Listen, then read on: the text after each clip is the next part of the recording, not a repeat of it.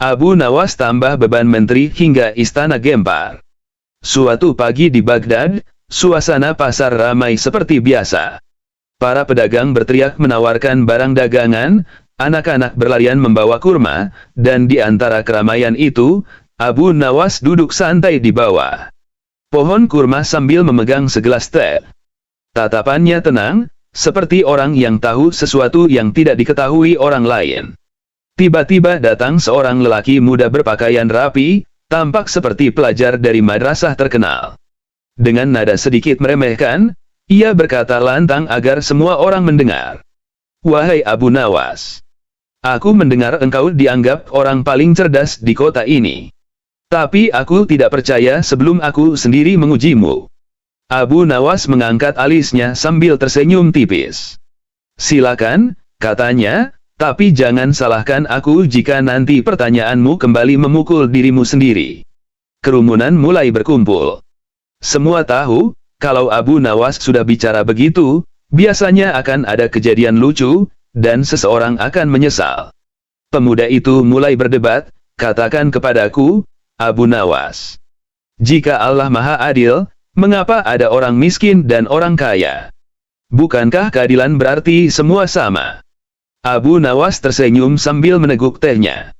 "Kau sekolah di mana, anak muda?" "Di Madrasah Al-Hikmah," jawabnya bangga. "Bagus," kata Abu Nawas. "Kalau begitu, jawablah, mengapa tangan kananmu lebih kuat dari tangan kirimu? Bukankah adil jika Allah menjadikan keduanya sama kuat?" Pemuda itu terdiam. Orang-orang di sekitar mulai tertawa pelan. "Tapi itu soal tubuh manusia, bukan soal rezeki," sanggah si pemuda. Abu Nawas menatapnya dengan mata tajam tapi penuh canda. "Justru tubuhmu itu bukti keadilan Allah. Kau diberi dua tangan yang berbeda kekuatannya, tapi masing-masing punya fungsi. Sama seperti manusia, yang kaya diuji dengan memberi, yang miskin diuji dengan bersyukur. Kalau semuanya kaya, siapa yang menerima zakatmu? Kalau semuanya miskin, siapa yang menolongmu?" Orang-orang bersorak kecil, tapi pemuda itu belum menyerah. Ia melanjutkan, "Kalau begitu, Abu Nawas, jelaskan padaku, kalau segalanya adalah kehendak Allah, mengapa manusia dihukum atas perbuatannya?" Abu Nawas tersenyum lebih lebar kali ini. Ia berdiri, lalu menggenggam tangan pemuda itu. "Ikut aku," katanya sambil menariknya ke arah tengah pasar. Di sana, Abu Nawas mendekati seorang pedagang roti, mengambil sepotong tanpa izin, lalu memberikannya pada pemuda tadi. "Makanlah." "Kenapa aku harus makan roti curian?" tanya pemuda itu panik. Abu Nawas pura-pura heran. "Bukankah kau bilang semua perbuatan manusia adalah kehendak Allah?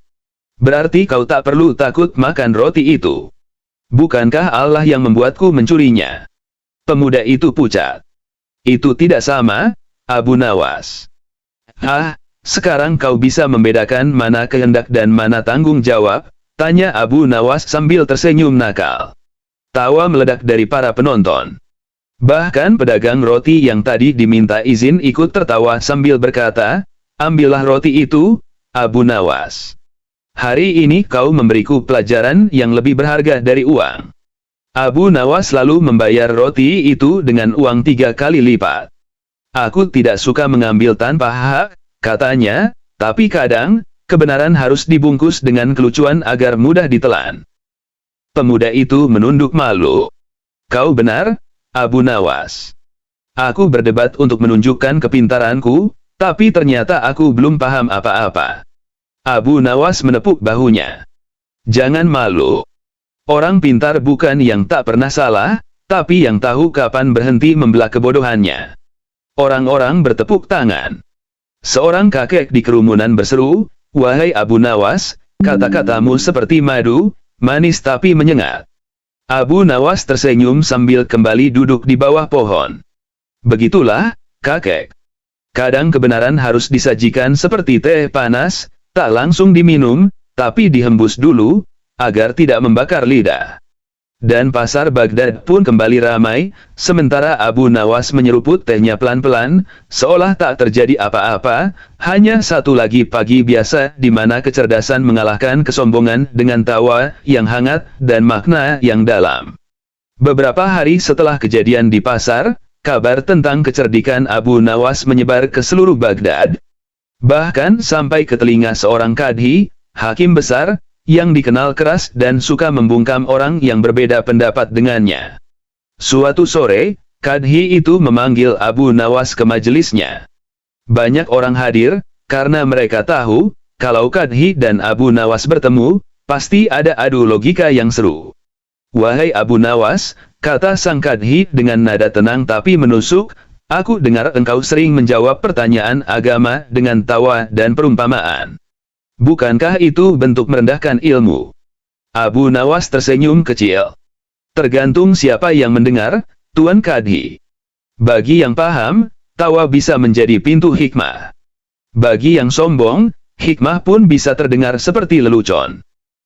Majelis mulai berbisik. Kadhi berdeham, menahan sedikit rasa tersinggung. "Kalau begitu," katanya, "aku akan menanyaimu. Jika engkau benar-benar cendekiawan sebagaimana orang bilang, jelaskan padaku, mana yang lebih mulia, ilmu atau amal?" Abu Nawas tidak langsung menjawab. Ia berjalan ke depan, mengambil sebatang lilin kecil dari meja majelis, lalu menyalakannya. Cahaya lilin itu membuat ruangan sedikit lebih terang. "Mana yang lebih dulu, cahaya atau sumbu?" tanya Abu Nawas balik. Kadhi mengernyit. "Tentu sumbu dulu." "Benar," kata Abu Nawas, "tapi tanpa cahaya, sumbu hanya tali yang hangus.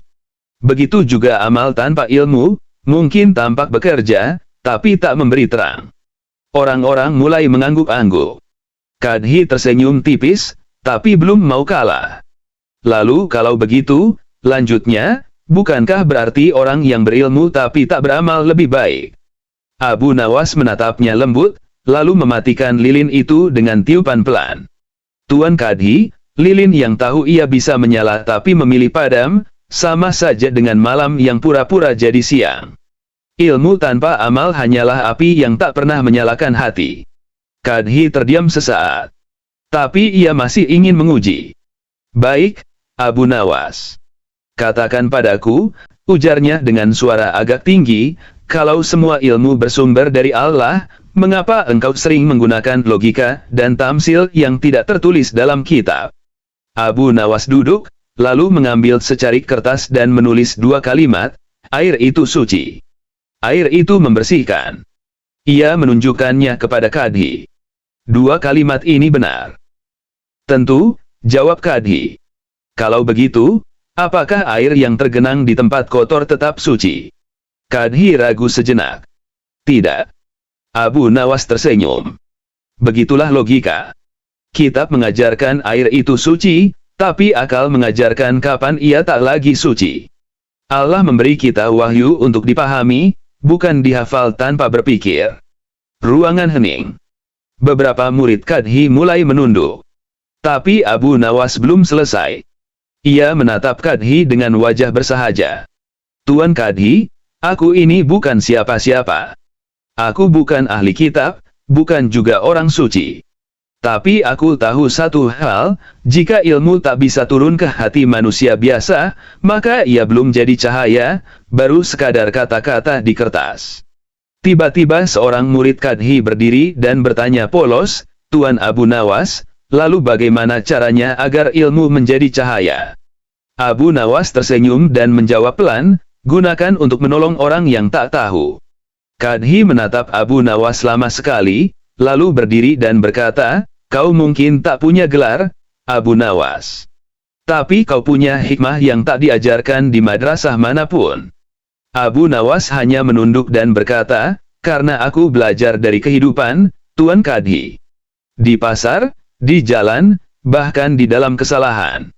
Saat ia melangkah keluar dari majelis, seorang pengemis tua di depan pintu tersenyum dan berkata, "Abu Nawas, apa engkau menang?" Ia tertawa pelan. "Aku tak datang untuk menang, kawan. Aku hanya ingin menunjukkan bahwa kebenaran tak selalu berbicara dengan suara keras. Kadang, ia datang dengan tawa dan secangkir teh hangat. Dan di kejauhan, azan maghrib pun berkumandang, menutup perdebatan panjang dengan keheningan yang lebih bijak dari 1000 kata. Malam itu, Abu Nawas pulang melewati lorong sempit dekat Masjid Tua Baghdad. Lampu minyak bergoyang tertiup angin, dan di sudut jalan ia melihat sekelompok orang berdebat keras. Mereka bukan pedagang atau pelajar, melainkan para pejabat kecil yang baru saja keluar dari rumah salah satu menteri. Aku bilang, keputusan menteri itu tak adil, ujar salah seorang dengan nada marah. Dan aku bilang, siapa kau berani menyebut menteri tak adil, balas yang lain. Begitulah mereka ribut, saling mengutip ayat, saling menuduh, sampai akhirnya seseorang sadar ada Abu Nawas berdiri di sana sambil tersenyum. Abu Nawas, seru mereka bersamaan. Kau orang bijak, tolong selesaikan masalah kami. Kami ingin tahu, adakah keadilan sejati di dunia ini?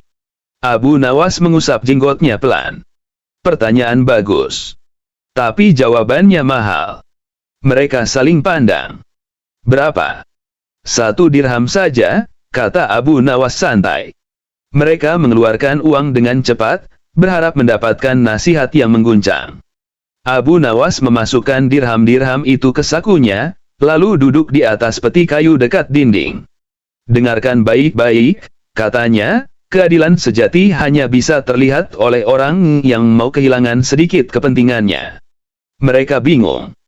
Salah satu pejabat bertanya, apa maksudmu, Abu Nawas? Kami bicara tentang keputusan hukum, bukan kepentingan pribadi.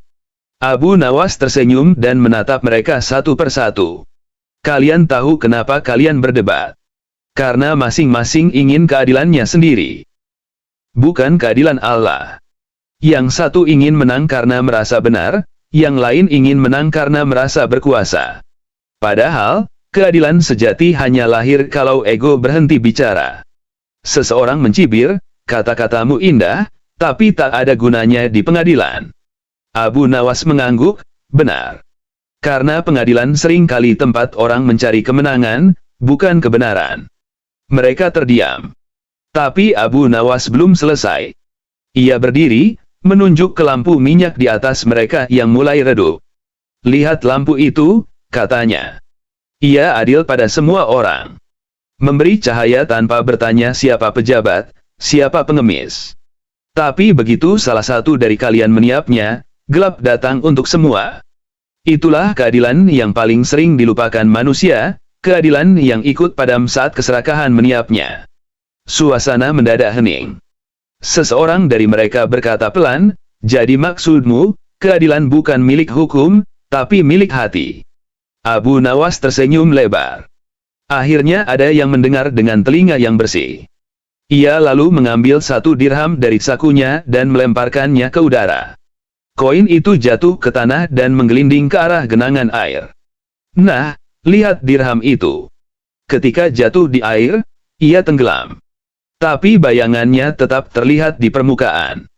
Begitu juga dengan keadilan. Ia sering hilang dari dunia, tapi pantulannya tetap hidup di hati orang yang jujur. Beberapa orang menunduk. Seorang pejabat yang sejak tadi diam berkata lirih, aku kira selama ini aku berjuang untuk keadilan. Ternyata aku hanya takut kehilangan jabatan. Abu Nawas menepuk bahunya. Tak apa. Yang penting kau sadar sebelum malam jadi pagi. Karena cahaya tak akan berarti kalau kau tak mau membuka mata. Angin berhembus pelan. Lampu minyak itu hampir padam, tapi Abu Nawas meniupnya pelan, menyalakan kembali nyalanya. Ia lalu berkata sambil berjalan pergi. Jaga nyala itu. Kalau kalian bisa menjaga satu lampu tetap hidup tanpa saling meniup, mungkin Baghdad akan lebih terang daripada istana manapun. Dan di lorong sunyi itu, hanya terdengar suara langkah Abu Nawas menjauh, diiringi sinar kecil yang tetap bergetar lembut, seperti hikmah yang enggan padam. Keesokan harinya, kabar tentang perdebatan di lorong itu sampai ke telinga sang menteri. Ia penasaran, sebab para pejabat yang biasanya keras kepala tiba-tiba berubah lembut dan berhati-hati dalam berbicara. Maka ia memanggil Abu Nawas ke istananya. "Wahai Abu Nawas," kata sang menteri, "aku dengar engkau mengajari anak buahku tentang keadilan. Aku ingin tahu, kalau begitu, bagaimana menurutmu tentang keadilan seorang pemimpin?" Abu Nawas tersenyum, menunduk hormat. "Tuan Menteri, aku hanya rakyat kecil. Tapi kalau Tuan ingin tahu pandangan rakyat, izinkan aku menjawab dengan cerita." Sang menteri mengangguk. Abu Nawas lalu berkata pelan, "Suatu hari, seekor kuda dan keledai sama-sama diminta membawa beban ke pasar. Kuda berjalan tegap dengan beban ringan, sementara keledai terhuyung dengan beban berat. Di tengah jalan, keledai berkata, 'Wahai kuda, tolong bawa sebagian bebanku.' Tapi kuda menjawab, 'Aku tak mau, itu bukan urusanku.' Tak lama kemudian, keledai itu jatuh dan mati. Maka beban yang dibawanya dipindahkan seluruhnya ke punggung kuda." Ia berhenti sejenak. Menteri menatapnya dalam-dalam. "Apa maksudmu dengan cerita itu?"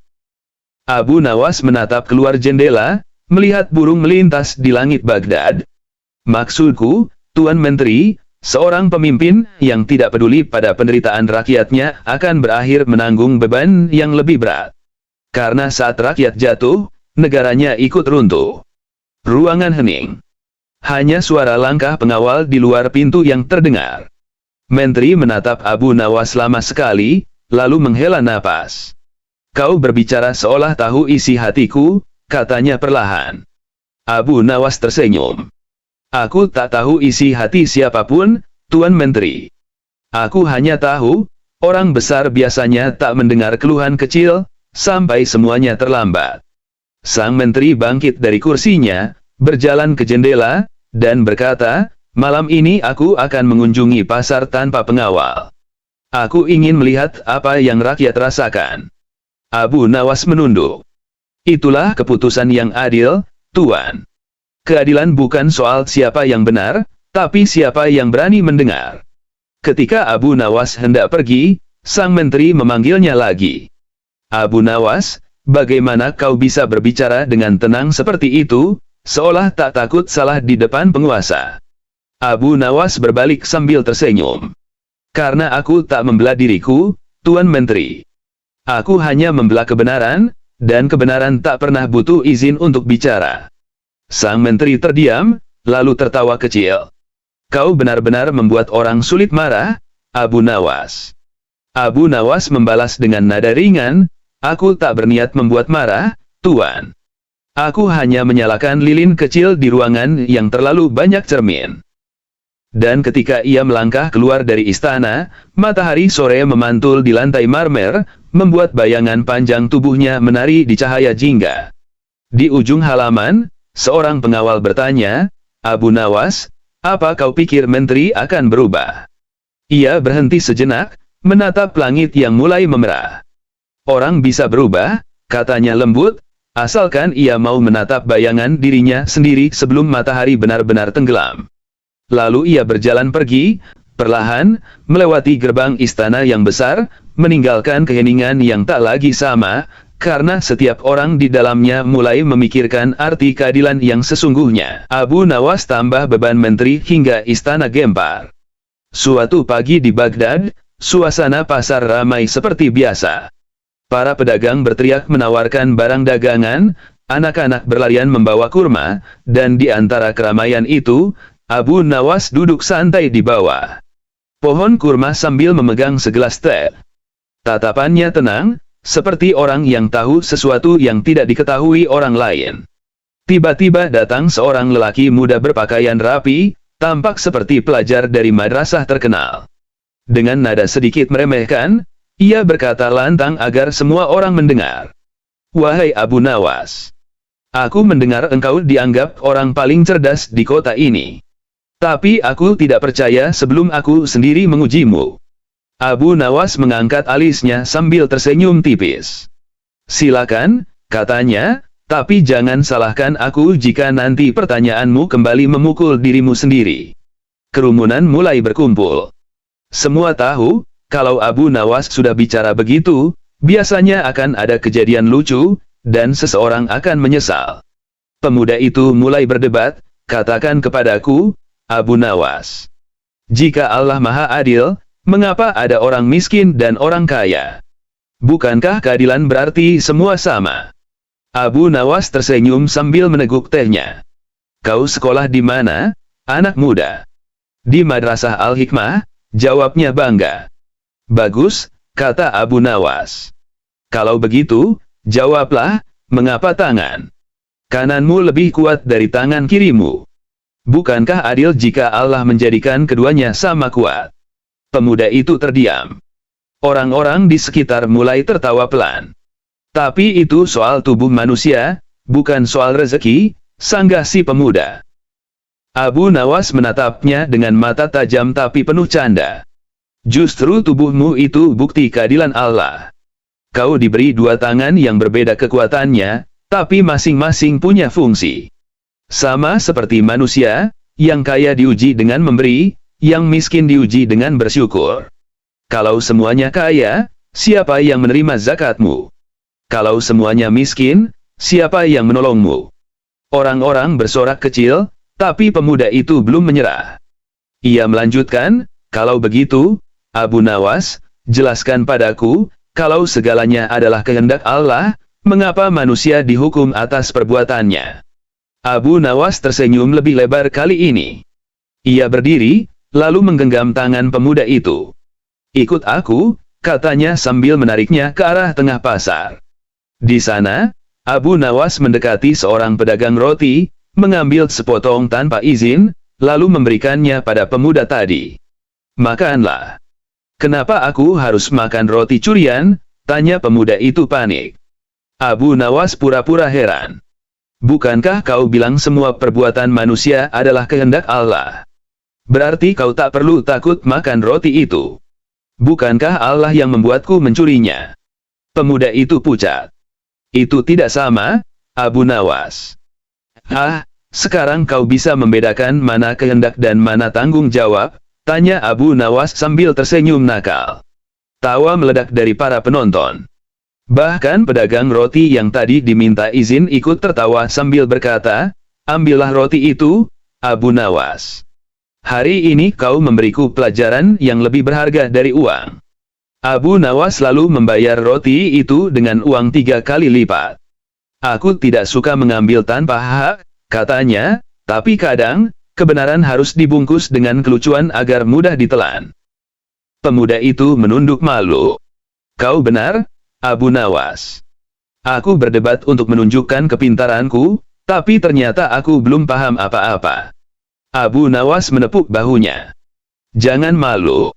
Orang pintar bukan yang tak pernah salah, tapi yang tahu kapan berhenti membelah kebodohannya. Orang-orang bertepuk tangan.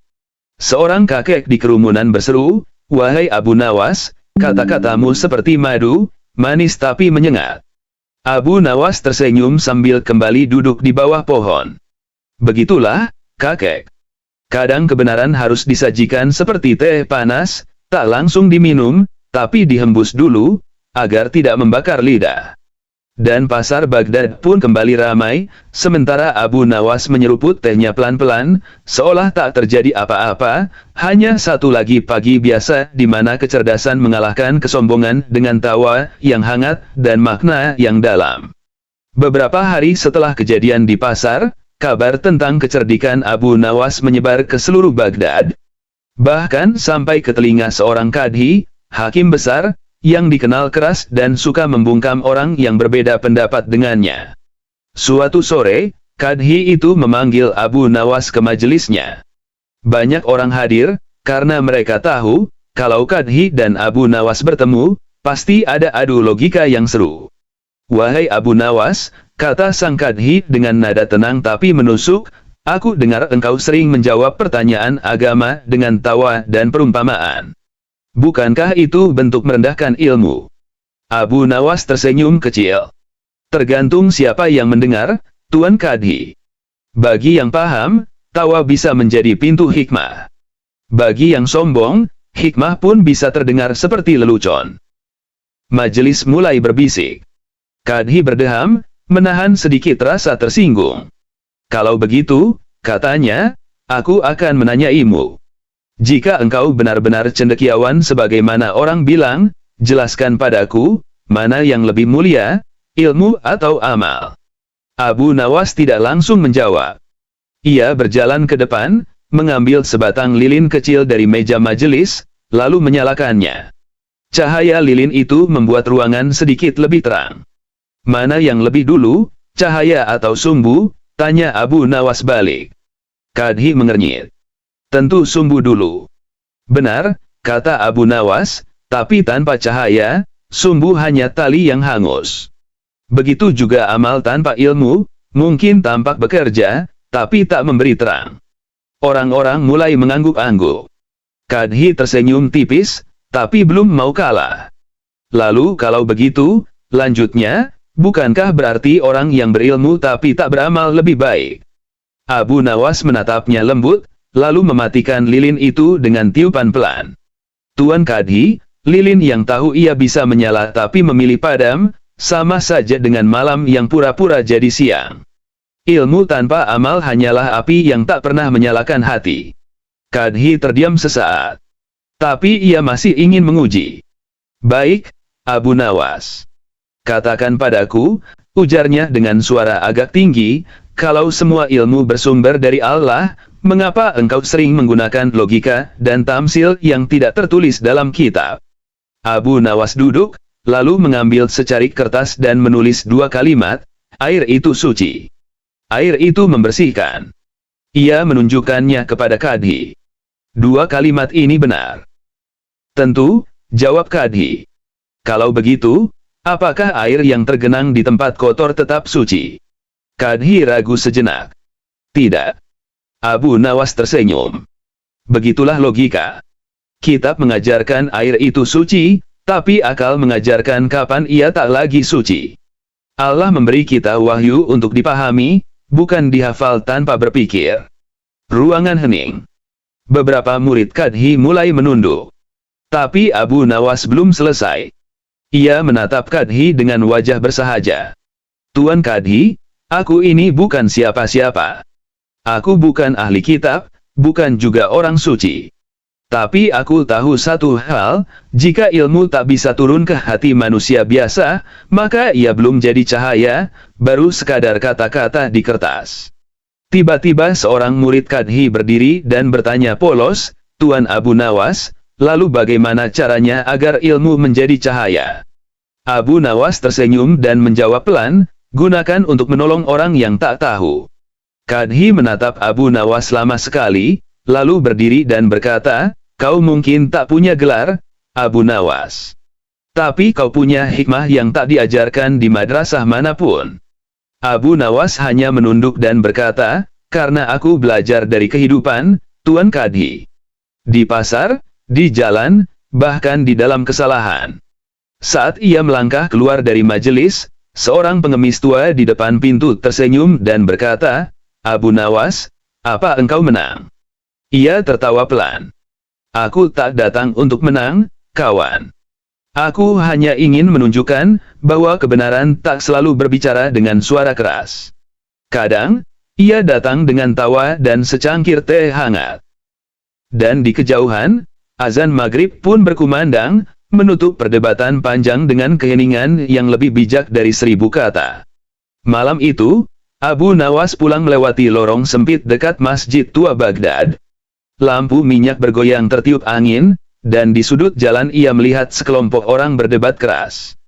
Mereka bukan pedagang atau pelajar, melainkan para pejabat kecil yang baru saja keluar dari rumah salah satu menteri. Aku bilang, keputusan menteri itu tak adil, ujar salah seorang dengan nada marah. Dan aku bilang, siapa kau berani menyebut menteri tak adil, balas yang lain. Begitulah mereka ribut, saling mengutip ayat, saling menuduh, sampai akhirnya seseorang sadar ada Abu Nawas berdiri di sana sambil tersenyum. Abu Nawas, seru mereka bersamaan. Kau orang bijak, tolong selesaikan masalah kami.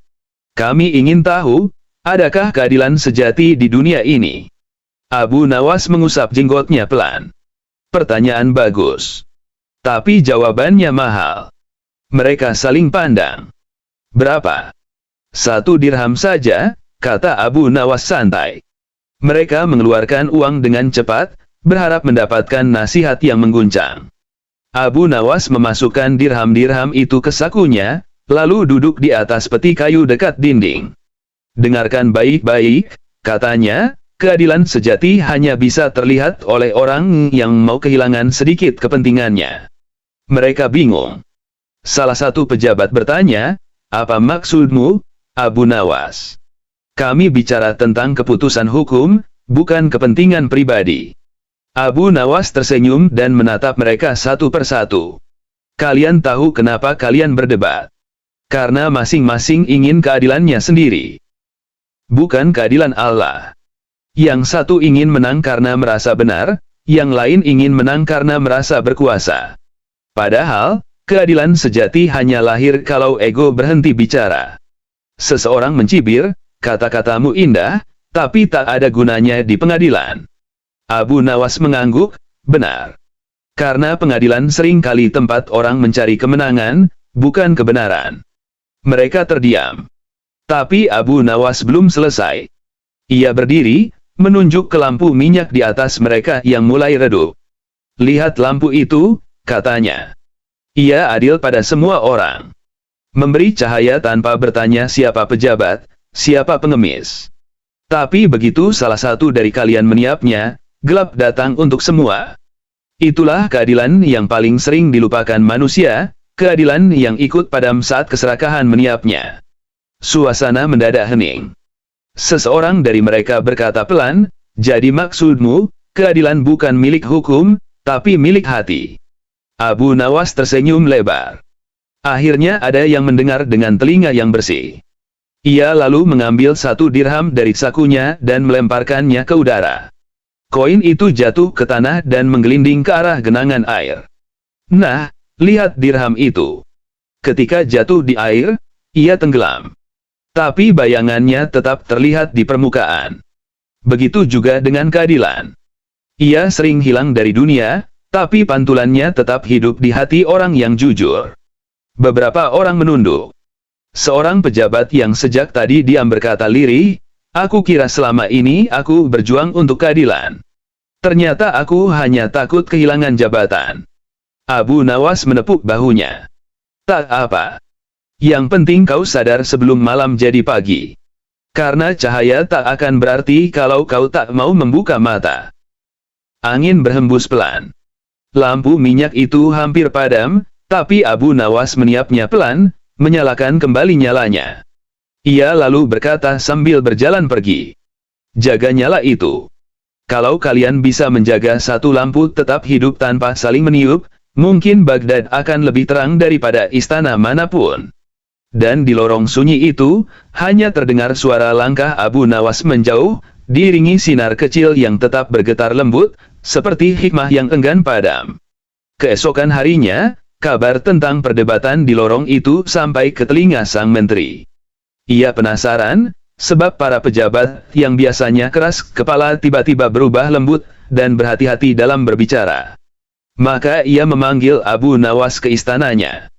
Wahai Abu Nawas, kata sang menteri, aku dengar engkau mengajari anak buahku tentang keadilan. Aku ingin tahu, kalau begitu, bagaimana menurutmu tentang keadilan seorang pemimpin? Abu Nawas tersenyum, menunduk hormat. Tuan Menteri, aku hanya rakyat kecil. Tapi kalau Tuan ingin tahu pandangan rakyat, izinkan aku menjawab dengan cerita. Sang Menteri mengangguk. Abu Nawas lalu berkata pelan, suatu hari, seekor kuda dan keledai sama-sama diminta membawa beban ke pasar. Kuda berjalan tegap dengan beban ringan, sementara keledai terhuyung dengan beban berat. Di tengah jalan, keledai berkata, wahai kuda, tolong bawa sebagian bebanku. Tapi kuda menjawab, aku tak mau, itu bukan urusanku. Tak lama kemudian, keledai itu jatuh dan mati. Maka beban yang dibawanya dipindahkan seluruhnya ke punggung kuda. Ia berhenti sejenak. Menteri menatapnya dalam-dalam. Apa maksudmu dengan cerita itu? Abu Nawas menatap keluar jendela, melihat burung melintas di langit Baghdad. Maksudku, Tuan Menteri, seorang pemimpin yang tidak peduli pada penderitaan rakyatnya akan berakhir menanggung beban yang lebih berat. Karena saat rakyat jatuh, negaranya ikut runtuh. Ruangan hening. Hanya suara langkah pengawal di luar pintu yang terdengar. Menteri menatap Abu Nawas lama sekali, lalu menghela napas. Kau berbicara seolah tahu isi hatiku, katanya perlahan. Abu Nawas tersenyum. Aku tak tahu isi hati siapapun, Tuan Menteri. Aku hanya tahu, orang besar biasanya tak mendengar keluhan kecil, sampai semuanya terlambat. Sang Menteri bangkit dari kursinya, berjalan ke jendela, dan berkata, malam ini aku akan mengunjungi pasar tanpa pengawal. Aku ingin melihat apa yang rakyat rasakan. Abu Nawas menunduk. Itulah keputusan yang adil, Tuan. Keadilan bukan soal siapa yang benar, tapi siapa yang berani mendengar. Ketika Abu Nawas hendak pergi, sang menteri memanggilnya lagi.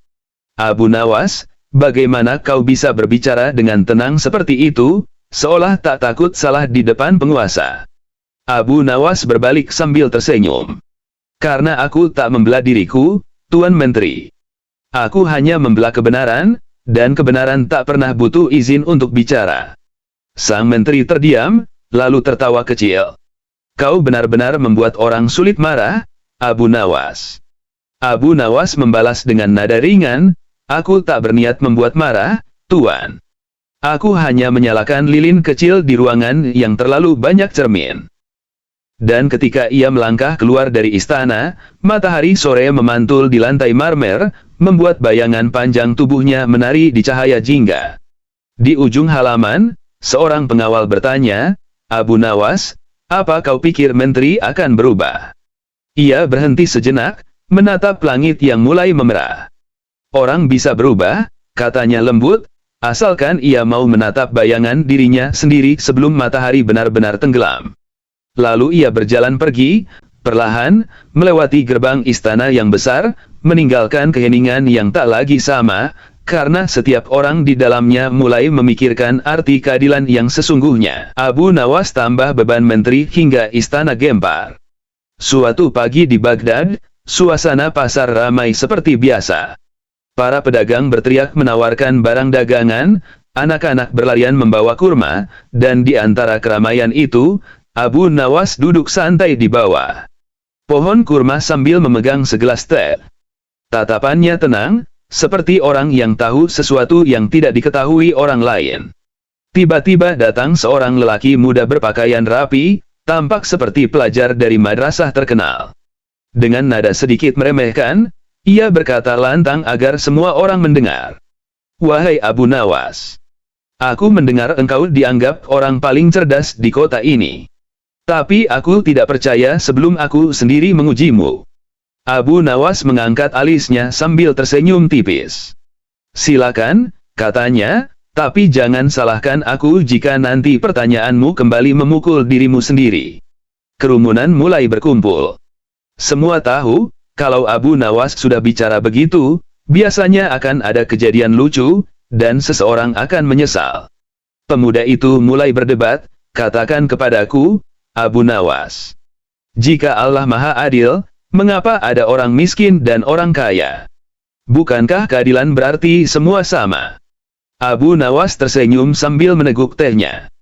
Kau sekolah di mana, anak muda? Di Madrasah Al-Hikmah, jawabnya bangga. Bagus, kata Abu Nawas.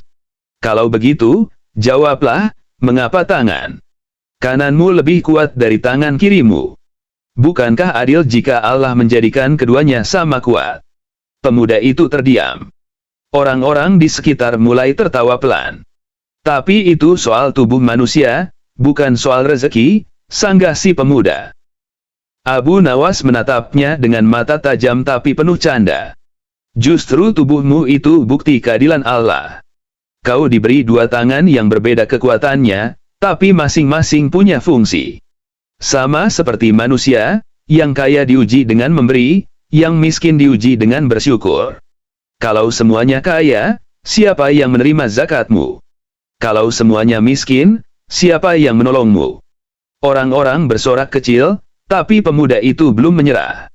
Ia melanjutkan, "Kalau begitu, Abu Nawas, jelaskan padaku, kalau segalanya adalah kehendak Allah, mengapa manusia dihukum atas perbuatannya?" Abu Nawas tersenyum lebih lebar kali ini. Ia berdiri, lalu menggenggam tangan pemuda itu. "Ikut aku," katanya sambil menariknya ke arah tengah pasar. Di sana, Abu Nawas mendekati seorang pedagang roti, mengambil sepotong tanpa izin, lalu memberikannya pada pemuda tadi. "Makanlah."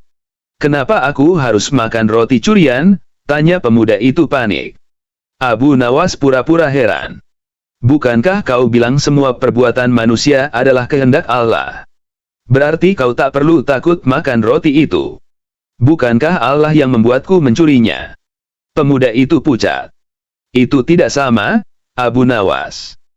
"Ah, sekarang kau bisa membedakan mana kehendak dan mana tanggung jawab?" tanya Abu Nawas sambil tersenyum nakal. Tawa meledak dari para penonton. Bahkan pedagang roti yang tadi diminta izin ikut tertawa sambil berkata, "Ambillah roti itu, Abu Nawas. Hari ini kau memberiku pelajaran yang lebih berharga dari uang." Abu Nawas lalu membayar roti itu dengan uang 3 kali lipat. "Aku tidak suka mengambil tanpa hak," katanya, "tapi kadang, kebenaran harus dibungkus dengan kelucuan agar mudah ditelan." Pemuda itu menunduk malu. "Kau benar, Abu Nawas. Aku berdebat untuk menunjukkan kepintaranku, tapi ternyata aku belum paham apa-apa." Abu Nawas menepuk bahunya. "Jangan malu. Orang pintar bukan yang tak pernah salah, tapi yang tahu kapan berhenti membelah kebodohannya." Orang-orang bertepuk tangan. Seorang kakek di kerumunan berseru, "Wahai Abu Nawas, kata-katamu seperti madu, manis tapi menyengat." Abu Nawas tersenyum sambil kembali duduk di bawah pohon. "Begitulah, kakek. Kadang kebenaran harus disajikan seperti teh panas, tak langsung diminum, tapi dihembus dulu, agar tidak membakar lidah." Dan pasar Baghdad pun kembali ramai, sementara Abu Nawas menyeruput tehnya pelan-pelan, seolah tak terjadi apa-apa, hanya satu lagi pagi biasa di mana kecerdasan mengalahkan kesombongan dengan tawa yang hangat dan makna yang dalam. Beberapa hari setelah kejadian di pasar, kabar tentang kecerdikan Abu Nawas menyebar ke seluruh Baghdad. Bahkan sampai ke telinga seorang kadhi, hakim besar, yang dikenal keras dan suka membungkam orang yang berbeda pendapat dengannya. Suatu sore, kadhi itu memanggil Abu Nawas ke majelisnya. Banyak orang hadir, karena mereka tahu, kalau kadhi dan Abu Nawas bertemu, pasti ada adu logika yang seru. "Wahai Abu Nawas," kata sang kadhi dengan nada tenang tapi menusuk, "aku dengar engkau sering menjawab pertanyaan agama dengan tawa dan perumpamaan. Bukankah itu bentuk merendahkan ilmu?" Abu Nawas tersenyum kecil. "Tergantung siapa yang mendengar, Tuan Kadhi. Bagi yang paham, tawa bisa menjadi pintu hikmah. Bagi yang sombong, hikmah pun bisa terdengar seperti lelucon." Majelis mulai berbisik. Kadhi berdeham, menahan sedikit rasa tersinggung. "Kalau begitu," katanya, "aku akan menanyaimu. Jika engkau benar-benar cendekiawan sebagaimana orang bilang, jelaskan padaku, mana yang lebih mulia, ilmu atau amal?" Abu Nawas tidak langsung menjawab. Ia berjalan ke depan, mengambil sebatang lilin kecil dari meja majelis, lalu menyalakannya. Cahaya lilin itu membuat ruangan sedikit lebih terang. "Mana yang lebih dulu, cahaya atau sumbu?" tanya Abu Nawas balik. Kadhi mengernyit. "Tentu sumbu dulu." "Benar," kata Abu Nawas, "tapi tanpa cahaya, sumbu hanya tali yang hangus. Begitu juga amal tanpa ilmu, mungkin tampak bekerja, tapi tak memberi terang." Orang-orang mulai mengangguk-angguk. Kadhi tersenyum tipis, tapi belum mau kalah. "Lalu kalau begitu," lanjutnya, "bukankah berarti orang yang berilmu tapi tak beramal lebih baik?" Abu Nawas menatapnya lembut, lalu mematikan lilin itu dengan tiupan pelan. "Tuan Kadhi, lilin yang tahu ia bisa menyala tapi memilih padam, sama saja dengan malam yang pura-pura jadi siang. Ilmu tanpa amal hanyalah api yang tak pernah menyalakan hati." Kadhi terdiam sesaat. Tapi ia masih ingin menguji. Baik, Abu Nawas. Katakan padaku, ujarnya dengan suara agak tinggi, kalau semua ilmu bersumber dari Allah, mengapa engkau sering menggunakan logika dan tamsil yang tidak tertulis dalam kitab? Abu Nawas duduk, lalu mengambil secarik kertas dan menulis 2 kalimat, air itu suci. Air itu membersihkan. Ia menunjukkannya kepada Kadhi. 2 kalimat ini benar. Tentu, jawab Kadhi. Kalau begitu, apakah air yang tergenang di tempat kotor tetap suci? Kadhi ragu sejenak. Tidak. Abu Nawas tersenyum. Begitulah logika. Kitab mengajarkan air itu suci, tapi akal mengajarkan kapan ia tak lagi suci. Allah memberi kita wahyu untuk dipahami, bukan dihafal tanpa berpikir. Ruangan hening. Beberapa murid Kadhi mulai menunduk. Tapi Abu Nawas belum selesai. Ia menatap Kadhi dengan wajah bersahaja. Tuan Kadhi, aku ini bukan siapa-siapa. Aku bukan ahli kitab, bukan juga orang suci. Tapi aku tahu satu hal, jika ilmu tak bisa turun ke hati manusia biasa, maka ia belum jadi cahaya, baru sekadar kata-kata di kertas. Tiba-tiba seorang murid Kadhi berdiri dan bertanya polos, Tuan Abu Nawas, lalu bagaimana caranya agar ilmu menjadi cahaya? Abu Nawas tersenyum dan menjawab pelan, gunakan untuk menolong orang yang tak tahu. Kadhi menatap Abu Nawas lama sekali, lalu berdiri dan berkata, kau mungkin tak punya gelar, Abu Nawas. Tapi kau punya hikmah yang tak diajarkan di madrasah manapun. Abu Nawas hanya menunduk dan berkata, karena aku belajar dari kehidupan, Tuan Kadhi. Di pasar, di jalan, bahkan di dalam kesalahan. Saat ia melangkah keluar dari majelis, seorang pengemis tua di depan pintu tersenyum dan berkata, Abu Nawas, apa engkau menang? Ia tertawa pelan. Aku tak datang untuk menang, kawan. Aku hanya ingin menunjukkan bahwa kebenaran tak selalu berbicara dengan suara keras. Kadang, ia datang dengan tawa dan secangkir teh hangat. Dan di kejauhan, azan maghrib pun berkumandang, menutup perdebatan panjang dengan keheningan yang lebih bijak dari 1000 kata. Malam itu, Abu Nawas pulang melewati lorong sempit dekat Masjid Tua Baghdad. Lampu minyak bergoyang tertiup angin, dan di sudut jalan ia melihat sekelompok orang berdebat keras. Mereka bukan pedagang atau pelajar, melainkan para pejabat kecil yang baru saja keluar dari rumah salah satu menteri. Aku bilang, keputusan menteri itu tak adil, ujar salah seorang dengan nada marah. Dan aku bilang, siapa kau berani menyebut menteri tak adil, balas yang lain. Begitulah mereka ribut, saling mengutip ayat, saling menuduh, sampai akhirnya seseorang sadar ada Abu Nawas berdiri di sana sambil tersenyum. Abu Nawas, seru mereka bersamaan. Kau orang bijak, tolong selesaikan masalah kami. Kami ingin tahu, adakah keadilan sejati di dunia ini? Abu Nawas mengusap jenggotnya pelan. Pertanyaan bagus. Tapi jawabannya mahal. Mereka saling pandang. Berapa? 1 dirham saja, kata Abu Nawas santai. Mereka mengeluarkan uang dengan cepat, berharap mendapatkan nasihat yang mengguncang. Abu Nawas memasukkan dirham-dirham itu ke sakunya, lalu duduk di atas peti kayu dekat dinding. Dengarkan baik-baik, katanya, keadilan sejati hanya bisa terlihat oleh orang yang mau kehilangan sedikit kepentingannya. Mereka bingung. Salah satu pejabat bertanya, apa maksudmu, Abu Nawas? Kami bicara tentang keputusan hukum, bukan kepentingan pribadi. Abu Nawas tersenyum dan menatap mereka satu persatu. Kalian tahu kenapa kalian berdebat? Karena masing-masing ingin keadilannya sendiri. Bukan keadilan Allah. Yang satu ingin menang karena merasa benar, yang lain ingin menang karena merasa berkuasa. Padahal, keadilan sejati hanya lahir kalau ego berhenti bicara. Seseorang mencibir, kata-katamu indah, tapi tak ada gunanya di pengadilan. Abu Nawas mengangguk, benar. Karena pengadilan sering kali tempat orang mencari kemenangan, bukan kebenaran. Mereka terdiam. Tapi Abu Nawas belum selesai.